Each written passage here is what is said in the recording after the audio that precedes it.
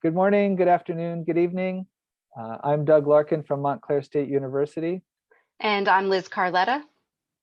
and we're here representing the Impressed team from Montclair State University.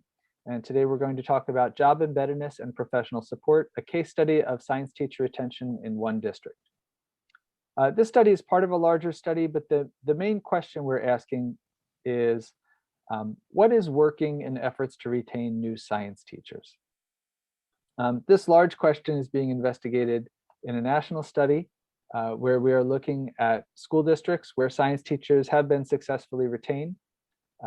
We're focusing on 4 states and 5 to 6 districts in each state with an emphasis on teachers in high need schools, teachers of color, and recipients of the NSF Noyce scholarships. In each of those focus districts, we're conducting a site visit and writing a case study. The theoretical framework we're using for this study is job embeddedness, and this comes out of the human resources world. Job embeddedness has 3 main components. The first is fit. Does the employee feel comfortable and compatible, both in terms of their goals and in their sort of larger sense of fit within the district? Are they able to form personal relationships and connections? Both fit and links are, in this job embeddedness theory, are seen as predictors of retention. And we also look at sacrifice. What would be the cost of leaving the district? And we hold up job embeddedness as a theoretical framework in comparison to job satisfaction, which we're not using as a theoretical lens, and particularly because it has limited explanatory power. But in looking at fit, links, and sacrifice, we also have to look at the fit, links, and sacrifice within the organization, and that's the school district or other local educational authority, and the fit, links, and sacrifice within the community in which the school is located. So I'm going to turn over to Liz to talk a little bit about the context of the study. Okay, so to begin with, we analyzed state staffing data sets to identify districts that had high retention rates of their new science teachers. In our time frame from 2007 to 2012, Aspen retained 10 of the 13 science teachers it had hired for at least 5 years. Data collected included interviews of novice and experienced science teachers, the induction coordinator, and administrators, as well as documents about the district. We transcribed the interviews, and our 4-member research team did qualitative analysis to identify the themes and write the case. The district of Aspen has 1 high school, which is fed by 4 K-8 schools over an area of 150 square miles. Aspen High School alone serves over 3,000 students and has over 200 full-time teachers, 30 of whom are science teachers. Although in a rural part of New Jersey, the median income of Aspen is in the top 1% of the United States. Its students are more than 80% white. Less than 10% receive free and reduced lunch, and less than 3% of its students are English language learners. We selected Aspen as a contrast to some of the other sites in the study. So the findings of this case, and again, we're asking that question, why did science teachers, and specifically we're looking at new science teachers. So those 13 science teachers were all first-year science teachers. We found 4 factors. And we're going to talk about each of those individually. The first finding was that Aspen had a collaborative and supportive science department and a very well-established department identity. Almost everybody we talked to commented on the collaborative and supportive nature of the science department. New people who were new to the department received curricular support, and that included currently access to Google Drives with a year's worth of unit plans. That spirit of collaboration came with a sense of autonomy, and particularly risk-taking was rewarded in the district, and there was an intellectually challenging environment in the department. As we mentioned, there was a well-defined department identity, and collectively they all voiced a sense of self-efficacy. They were good at what they did. The science supervisor currently and in the past were well regarded. And that that department culture fed over into the second finding, which is the school culture, including the students and the community. Teachers appeared to have strong relationships with the students. A common theme across all our interviews was that teachers were working for the students' benefit. The expectations of high performance were high, both on the students' part and the teachers' part. And the teachers in the district reported working very hard. The teachers had a very positive perception about the school community. Sorry. There we go. Okay. I'm just going to keep rolling. The third factor was the hiring and induction practices in the district. Up until about 2017, they recruited heavily from they took a lot of student teachers and hired from student teachers. However, since some of the state performance assessment requirements started in 2017,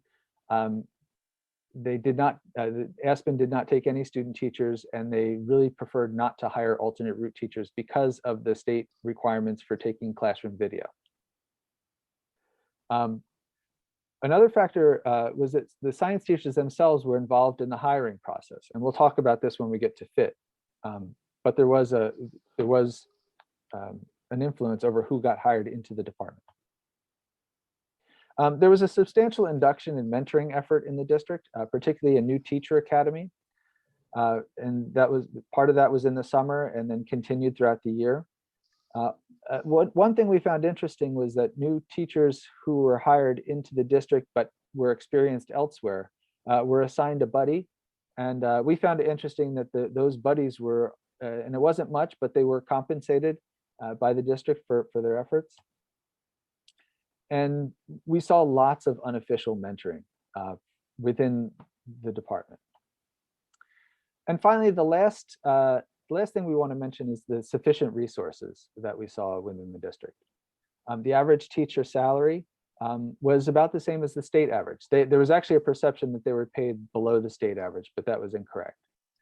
The starting salary for new teachers, however, was $5,000 above the state average.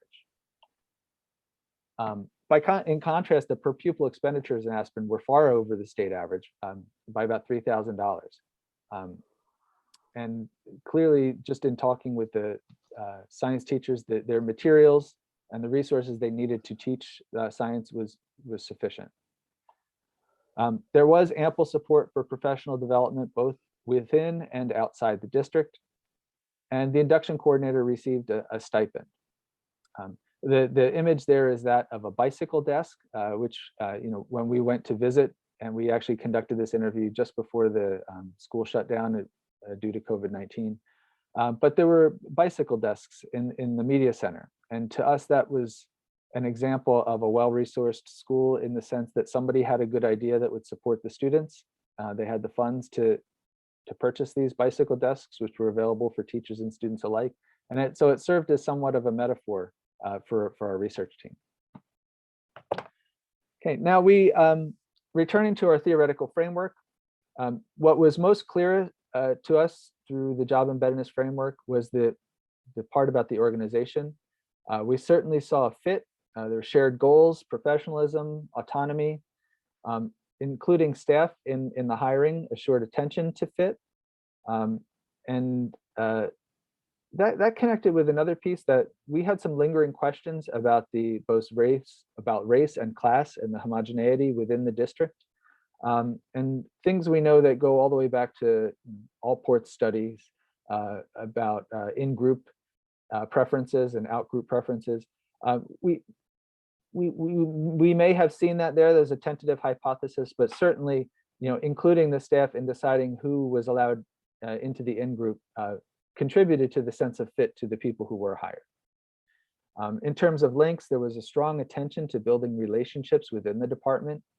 And there was a sense that all of the teachers in the department were working with good people. We heard that a number of times. And there, obviously, as mentioned, there was a lot of formal and informal mentoring going on. In terms of what teachers might sacrifice if they left, it was very clear to us that teachers highly valued, and we heard this phrase, typical student, the typical Aspen student quite a bit. And again, we had some maybe critical questions about who got constructed as a typical student and who didn't. But clearly, teachers in the Aspen School District, they highly valued the typical student at Aspen, and that was a factor in why they liked working there. Certainly, the teaching and salary and professional other resources would be something that they might not have in other places, and the professional opportunities as well, particularly in terms of professional development. In terms of the community piece of job embeddedness, really the one place where we saw this was in the fit, both in the demographic homogeneity of the teaching staff and the student population. But then also, the community was described as a desirable place to live. It was beautiful there. It really was. That it's a very nice place to live by the accounts of all the people we talked to who lived there. In terms of community links, we did not see as much evidence there, and same with sacrifice. And one of the implications is we're actually going to go back and look at our instruments and see if maybe we can add a question or two that helps to probe these two pieces, because they were so helpful in thinking through the job embeddedness in the organization. Okay, so the takeaway messages, what lessons do we learn from the case of Aspen? And again, thinking of this as really the first case in, we've got about 23 more to go. But this is the first one that we've finished, and we're going to use it as a way to compare a well-resourced district with some other places where teachers have stayed, where there are fewer resources. But this is an existence proof of a district that's able to stem the attrition of science teachers. New science teachers don't really leave at the same rates here as they do in other places. And we see that there's this is a place that's done that. We also see that treating teachers as professionals, and we have a big long list there, makes them want to stay. And finally, this is just something that came to us at the end, but thinking through all of the things that the district did to support their teachers had the additional affordance of helping them support their colleagues. So in terms of the collaborative structures that were there within the department, even in terms of physical spaces and sharing rooms, many of those structures actually contributed to teachers being able to help each other, which seemed important in some ways. And finally, just to say a word about job embeddedness, we've come to really like this framework, and we think that as we continue looking at retention across the country in terms of new science teacher retention, that this theory does offer some new insights for retaining science teachers, particularly in attending to the fit and the links that new teachers experience in a new position. Okay. Thank you very much. And we look forward to seeing you at the presentation on Friday, April 9th at 9:30 a.m. Eastern Time for the question and answer session. Liz, you can say goodbye too if you want. Bye. Thank you. Bye-bye.